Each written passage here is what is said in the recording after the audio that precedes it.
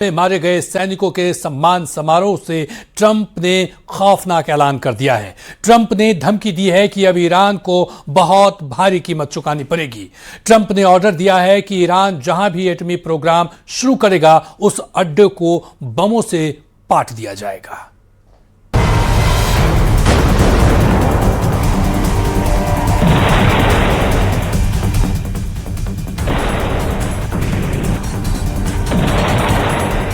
Iran के drone, Jordan में deep strike, revolutionary guard के रॉकेट और बहरीन में बारूदी तांडव,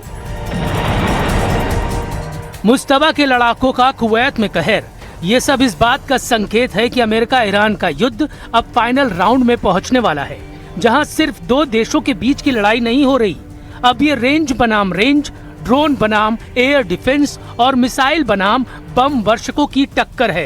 प्रेसिडेंट ट्रंप ने ऐलान कर दिया है कि ईरान B-1 बम वर्षक वाला कहर झेलने के लिए तैयार रहे। ईरान पर ट्रंप 13,600 किलोग्राम का बम फोड़ने जा रहे हैं। ये ऐसे बम हैं जो विमान से गिराए जाने के बाद अंडरग्राउंड बंकर तक पहुंचते हैं। इससे ऐसा धमाका होता है जिसकी वजह से इन्हें बंकर बस्टर बम कहा जाता है, यानी ऐसा बम जिसके विस्फोट से पिकैक्स पहाड़ के परखचे उड़ जाएं। लेकिन ट्रंप ने ईरान के अंदर अंडरग्राउंड ऑपरेशन का ऑर्डर रिलीज किया है, जिसका मकसद पिकैक्स पहाड़ को उखाड़कर ईरान का यूरेनियम हासिल करना है। लेकिन ट्रंप के मिशन का पता चलते ही ईरान इतना बौखला गया है कि बारूद की डोज को जस्ट डबल कर दिया है। ईरान फुल फॉर्म में हमले कर रहा है, बिना रहम किए ट्रंप से हिसाब ले रहा है।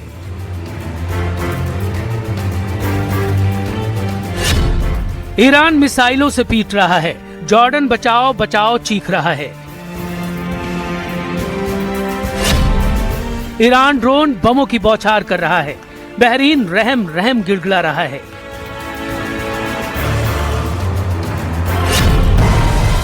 ईरान रॉकेटों से तबाही मचा रहा है, कुवैत ट्रंप से सीज फायर की अपील कर रहा है।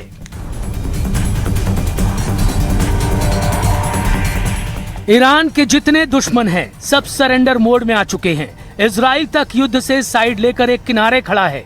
लड़ाई अब सीधे अमेरिका ईरान में चल रही है, जबरदस्त टक्कर हो रही है।